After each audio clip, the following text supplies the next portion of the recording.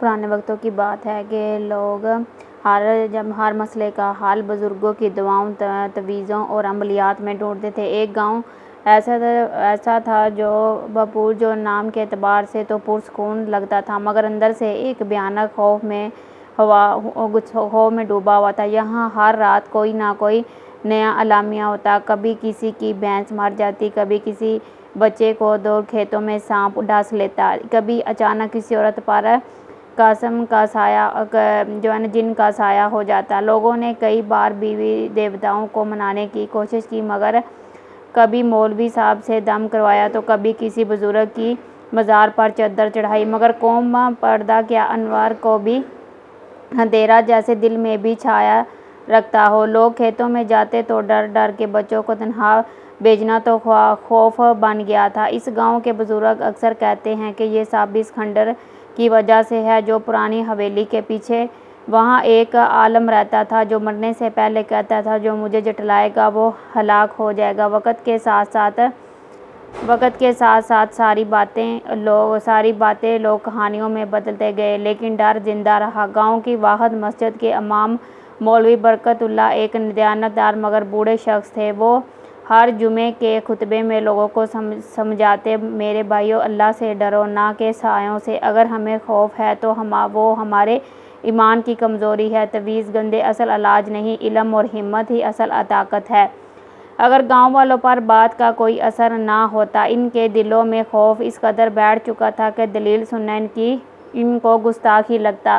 ایک دن گاؤں کے سب سے معزز کے ساتھ عبدالرزاق کی چھوٹی بیٹی زینب اچانک بولنا بند کر گئی۔ آنکھیں کھلی رہتی، اس کے منہ سے جاگ نکلتا اور کبھی زور زور سے چیخیں مارنے لگتی۔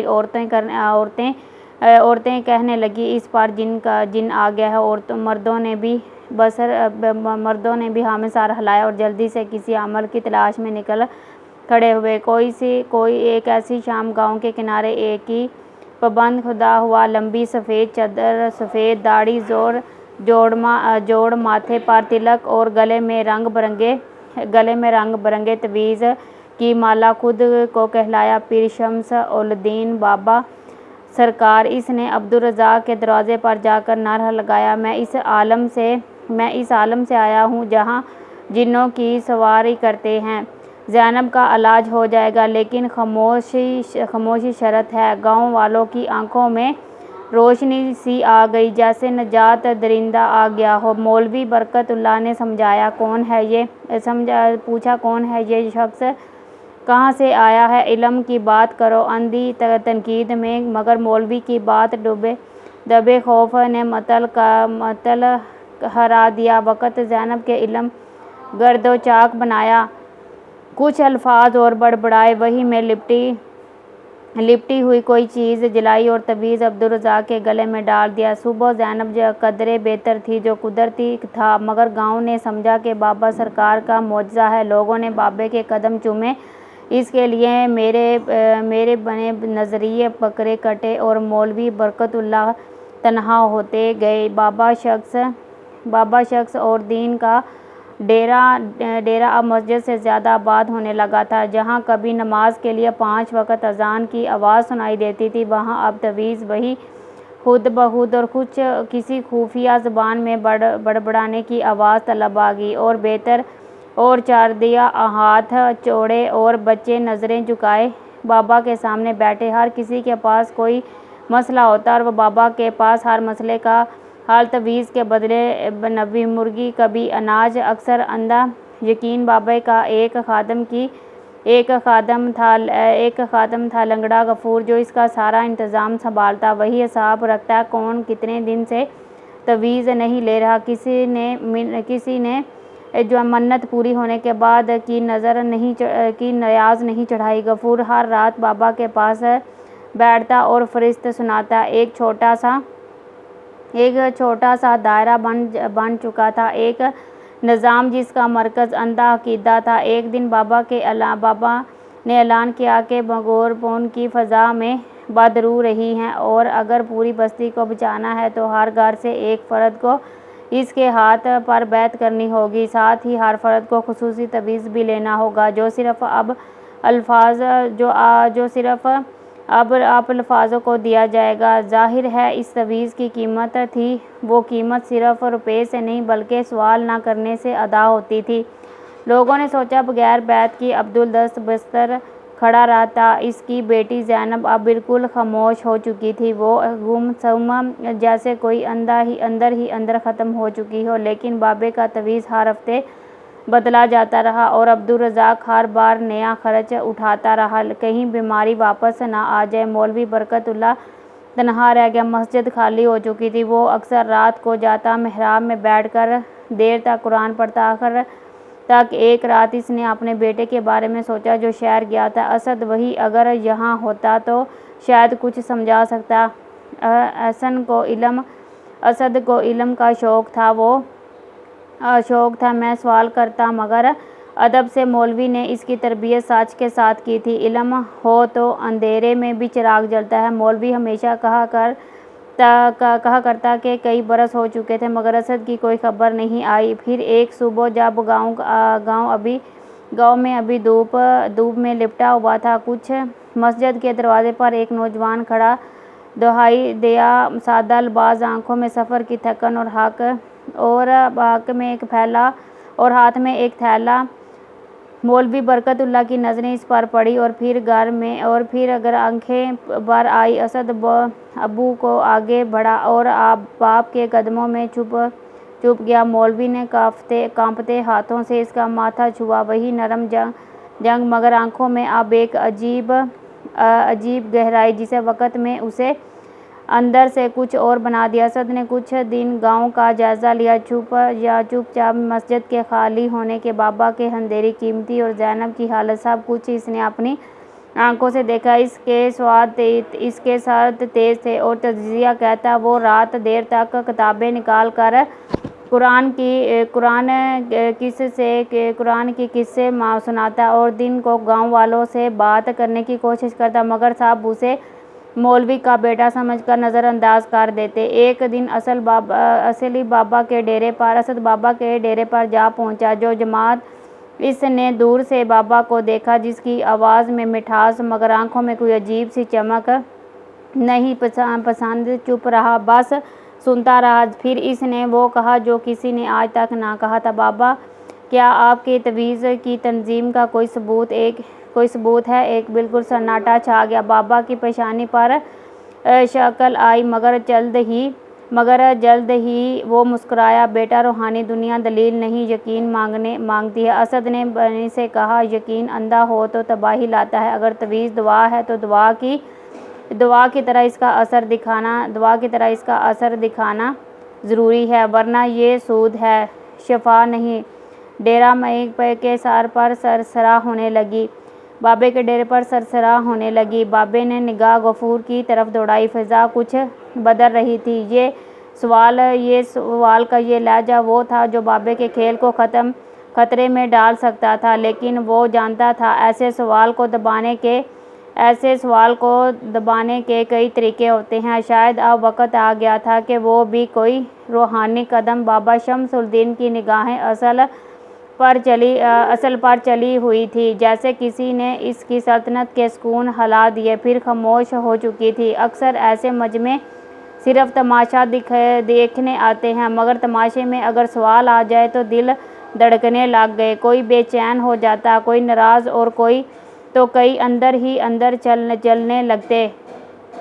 بابا نے مسکراتے ہوئے کہا بیٹا تم شاید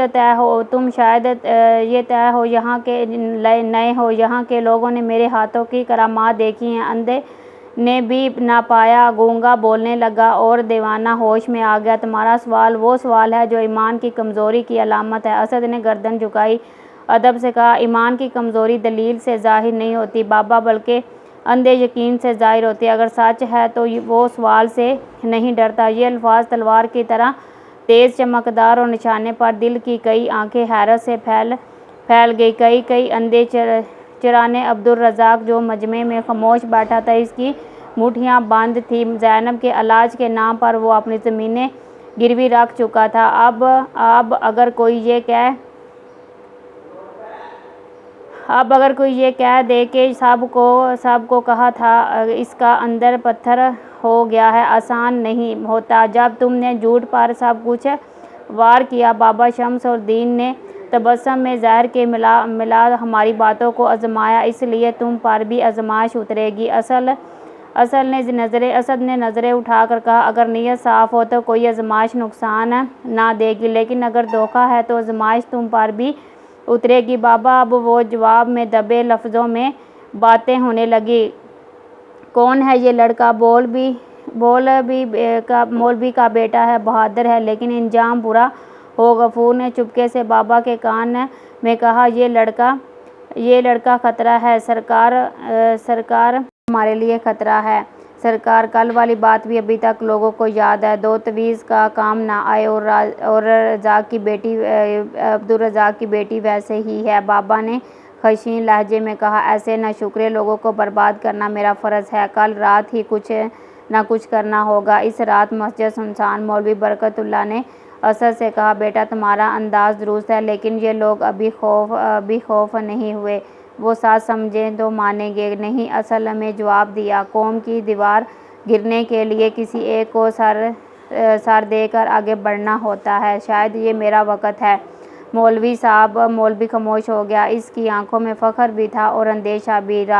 رات کے تیسرے پہر اسد کی جھونپڑی کے باہر اہل بھی جیسے کئی پاؤں دبے ریت پر چل رہے۔ اندر اسد جاگ رہا تھا۔ اس نے چراغ بجھا دیا اور دروازے کے پیچھے کھڑا ہو گیا۔ دروازہ کھلا اور تین آدمی اندر اسے دیکھنے کے کہا، خاموشی سے جلدی کرو ورنہ زبان کاٹ دیں گے۔ اسد میں کچھ لمحے خاموشی اختیار کی، پھر دھیرے سے بولا، ظلم ہمیشہ رات کو آتا ہے، کیوں نہ کہ وہ روشنی سے ڈرتا ہے۔ اگلے لمحے اس نے چھپایا ہوا لکڑی کا ڈنڈا نکالا اور اس کو پیچھے سے مارا۔ باقی دو نے لپک کر اسے پکڑنے کی کوشش کی، مگر اسد نے مزاحمت کی۔ شور ہوا اور قریبی لوگوں کے گھروں کے چراغ جلنے لگے۔ اب گاؤں کی فضا بدلنے لگی اور ایک دوسرے کی طرف دیکھنے لگے۔ عورتوں نے آنچل سنبھالے اور بچوں نے وہ تعویذ اتارنے شروع کر دیے جو ان کے گلے میں تعویذ کے نام پر روک بنے ہوئے۔ بابا شمس الدین اب گر جائے، یہ سب ایک سازش ہے۔ یہ مولوی کا بیٹا، یہ اسکالر، یہ سب کچھ مجھ سے حسد کر رکھتے ہیں۔ مدد ہجوم اب تماشا نہ دکھائے، وہ عدالت بن چکا تھا۔ عبدالرزاق نے آ کر سب کے بیچ اپنی پگڑی اتاری اور کہا، میں سب سے معافی مانگتا ہوں، میں اس کے دھوکے میں آیا، اپنی بیٹی، اپنی زمین اور اپنا ایمان ہار دیا۔ اب خاموش نہیں رہوں گا تو وہ آخری چیز بھی کھو دوں گا، اپنی غیرت بھی۔ پھر وہ بابے کے قریب گیا اور پھر ایک بار اس کی آنکھوں میں آنکھیں ڈال کر بولا، تو ہمیں بیچتا رہا بابا، ہمارے ڈر کو، ہمارے دکھ کو، ہمارے بچوں کی ہنسی کو، اور ہم بے وقوف بن گئے۔ مگر اب بس۔ بابا پیچھے ہٹا، پھر بھاگنے کی کوشش کی، مگر لوگوں نے اسے روک دیا۔ غموں نے آگے بڑھ کر کہا، اب میں بھی خاموش نہیں رہوں گا۔ سرکار نے زینب کے جھٹکوں کو جان بوجھ کر جن کا سایہ قرار دیا، حالانکہ ہم جانتے تھے کہ وہ دعا کی کمی اور غم کی شدت سے بیمار اصل میں آگے بڑھ کر زینب کو سنبھالا، جو دن کے پیچھے اپنی ماں کے ساتھ کھڑی تھی۔ وہ اب خاموش نہ تھی۔ آنکھوں میں وحی کے ساتھ پہلی بار اس نے آہستہ سے کہا، میں ٹھیک ہو جاؤں گی، اب کوئی تعویذ نہیں چاہیے۔ اسد نے سر ہلایا، ہاں، تمہیں دعا، محبت اور حفاظت چاہیے، دھوکہ نہیں۔ گاؤں کے لوگوں نے فیصلہ کیا، بابا شمس الدین کو گاؤں بدر کر دیا جائے اور اس کی جگہ پر وہ مکتب قائم کیا جائے، جہاں بچوں کو علم سکھایا جائے، تاکہ وہ پھر کبھی کسی بابے، کسی جھوٹے، کسی جلالی میں جنتے زندہ کا شکار نہ ہوں۔ مولوی برکت اللہ نے مسجد کی سیڑھیوں پر کھڑے ہو کر اذان دی۔ یہ اذان برسوں بعد پورے گاؤں نے ایک دل سے سنی، جیسے اندھیرے کو کوئی روشنی چیر رہی ہوگی۔ بچوں نے پہلی بار عقائد اٹھائے اور نوجوانوں نے جھاڑو لے کر بابا کے ڈیرے کو صاف کیا۔ وہاں اب علم کا چراغ جلایا جاتا تھا۔ زینب کو شہر کے ہسپتال لے جایا گیا اور اسد نے گاؤں گاؤں کو بدل دیا۔ پہلے تو فضا تمیز اور روحوں اور خوف سے بھری رہتی تھی، اب وہاں کتابوں کی خوشبو، قائدوں کی آواز اور سوچنے کی ہمت محسوس ہوتی تھی۔ بابا شمس الدین کے جانے کے بعد سب کچھ یہ جھٹکے میں بدلا تو گیا، لیکن زخم اب مکمل بھرے نہ تھے۔ انسان کی فطرت عجیب ہے، وہ ظلم سے جلدی ڈرتا ہے اور سب سے دیر سے مایوس ہوتا ہے۔ اصل میں مقطع کی بنیاد رکھی مولوی برکت اللہ، جو برسوں سے گاؤں میں علم کا چراغ جلائے اکیلا بیٹھا تھا، اب اپنے بیٹے کے ساتھ کھڑا تھا۔ مدرسے کی دیواروں پر پہلی بار اس حدیث سے لکھا گیا، سوال کرنا گناہ نہیں، اندھی تنقید ہے۔ گاؤں کے بچے اب روزانہ مرتبہ آتے اور قاعدہ ناظرہ، نصاب اور وقت کے ساتھ ساتھ سائنس کی ابتدائی باتیں وہ سوال کرتے، بحث کرتے اور مولوی برکت اللہ رشد عمر کے سوالوں پر مسکراتے ان کے جوابات دے دیتے، اور ورنہ اگر نامعلوم ہوتا تو کھل کر کہتے، ہم کل تک جان کر بتائیں گے۔ یہ جملہ کل تک جان کر بتائیں گے وہی تھا جو پہلے حرام سمجھا جاتا تھا، کیوں کہ گاؤں میں تو صرف انہیں سچ کہا جو بابا شمس الدین دیر تک، لیکن جب بدلنے کے باوجود کچھ چہروں پر بے زری باقی تھی۔ کچھ لوگ اب بھی خاموش رہتے، مسجد آتے تو دعا کے بعد فوراً اٹھ کر چلے جاتے، جیسے وہ فیصلہ نہ کر پا رہے ہوں کہ جس دنیا پر ان کا ایمان تھا وہ واقعی جھوٹی تھی یا نہیں۔ عبدالرزاق بھی انہی میں سے ایک تھا۔ اس نے بابا کے خلاف سب سے بلند آواز میں بات کی تھی، مگر اب اندر سے خالی تھا۔ زینب شہر کے ہسپتال میں تھی، ڈاکٹر کا کہنا تھا کہ اس کی حالت نفسیاتی سروے سے جڑی ہوئی ہے اور مکمل صحت میں وقت لگے گا۔ ایک رات جب سب سو رہے تھے، عبدالرزاق مسجد میں بیٹھا مولوی صاحب کے پاس گیا۔ برکت بھائی، وہ آہستہ سے بولا، کیا اللہ مجھے معاف کرے گا؟ میں نے اپنی بیٹی کی چیخوں پر تعویذ لپیٹا، دعا کی بجائے معاویہ اب سچ بولنے والے کو استاد سمجھا۔ مولوی برکت اللہ نے اس کے کندھے پر ہاتھ رکھا، اللہ وہی ہے جو خطا پر پردہ ڈالے، مگر شرط یہ ہے کہ تم جاگ گئے ہو عبدالرزاق، یہی کافی ہے۔ عبدالرزاق کی آنکھوں سے آنسو بہتے۔ اگلے دن وہ مقطع آیا اور حق میں اپنے کھیت کی ایک پیداوار کا ایک بڑا ٹکڑا رکھ کر بولا، یہ بچوں کے لیے ہے جو میرے جیسے نہ بنے، جو سوال کر سکے، جو ان کو کھانا کھلائیں۔ وقت گزرتا گیا۔ غفور، جو پہلے بابا کا سب سے وفادار خادم تھا، اب خاموشی سے مسجد کی صفائی کرتا۔ وہ دن میں مرتبہ اپنے بچوں کو پانی پلاتا اور مقطع کے بچوں کو پانی پلاتا، رات کو خود کتابیں پڑھنے کی کوشش کرتا۔ ایک دن اصل میں اس نے بیٹھے دیکھا، اردو کے قاعدے میں رکھے الفاظ دہراتے ہوئے، غفور چچا سیکھ رہے ہو؟ قسم ہے مسکراتے ہوئے اسد نے مسکراتے ہوئے پوچھا۔ غفور نے سر جھکا کر کہا، گناہوں کا بوجھ صرف توبہ سے نہیں، عمل سے بھی ہلکا ہوتا ہے، اب عمر باقی ہے تو۔ سر جھکایا اور کہا کہ ہر ہفتے گاؤں کے چوک میں بڑی بیٹھک ہوگی، جہاں پر ہر مسئلہ، ہر شکایت اور ہر سوال پر وہی بات چھپی نہ رکھی جائے گی، کوئی فیصلہ بغیر سوال کے نہ ہوگا۔ گاؤں کی گلیوں میں ایک بار پھر سرگوشیاں ہونے لگیں۔ شیخ ہارون آئے، بابا کے جانشین، کچھ چہرے حیرت سے بھرے ہوئے تھے، کچھ چپ اور سوچنے لگے ہوں، جیسے پرانے زخموں کو بھرنے سے کسی نے چھیڑ دیا ہو۔ شیخ ہارون نے مسجد میں آ کر پہلا خطاب کیا، لب و لہجہ بغیر پرسکون الفاظ متاثر ہوئے، پہلا تجویز سے اسلام میں صرف اللہ کا پیغام لایا ہوں، اگر تم میرے دل میں سکون ان کو جواب دو گا تو یہ الفاظ سچے لگے، مگر سچائی صرف سننے سے نہیں اور اپنے سامنے آتی ہے۔ مولوی برکت اللہ رشد خاموشی سے سارا منظر دیکھ رہے تھے۔ گاؤں کے کچھ لوگ خاموش ہو کر وہ جو سچ کہنے لگے، اگر سچائی صرف سننے سے نہیں، فرقے سے سامنے آتی ہے۔ مولوی برکت اللہ رشد خاموشی سے سارا منظر دیکھ رہے تھے۔ گاؤں کے کچھ لوگ، خاص کر جو ماضی میں بابا کے ماننے والے، پھر سے قریب ہونے لگے۔ عبدالرزاق، غفور اور دوسرے بوڑھے اور دوسرے بوڑھے اب کشمکش اور ایک شام مکتب میں بیٹھے بچوں کے بیچ اسد میں وہی سوال دہرایا جو برسوں پہلے اس کے والد نے پوچھا تھا، اگر کوئی تمہیں کہے کہ وہ سچ بولتا ہے تو کیا فوراً مان لو گے؟ بچے ہنسے اور ایک بچہ بولا، نہیں، پہلے پوچھیں گے کہ اس کے پاس سکون کیا ہے، ثبوت کیا ہے۔ اسد مسکرایا، بس یقین کی جیت ہے۔ یہ گاؤں میں پھر سے ایک محفل کا اہتمام ہوا جہاں شیخ ہارون، مولوی برکت اللہ اور ڈاکٹر وقار احسن صاحب گاؤں خود فیصلہ کرنے والا تھا۔ محفل میں سب جمع ہوئے۔ شیخ ہارون نے کہا، میں اللہ کا بندہ، علم کا خادم ہوں، شیطان سے بچانے والا۔ اسد نے نرمی سے سوال کیا، تو پھر کیا آپ ہمارے سوالات کے جوابات دینے کو تیار ہیں؟ بے شک، ہر سوال کا۔ ڈاکٹر وقار آگے بڑھے۔ انہوں نے کچھ تجویز اور دعائیں دکھائیں جو شیخ فاروق گاؤں کے چند عورتوں کو دیکھیں۔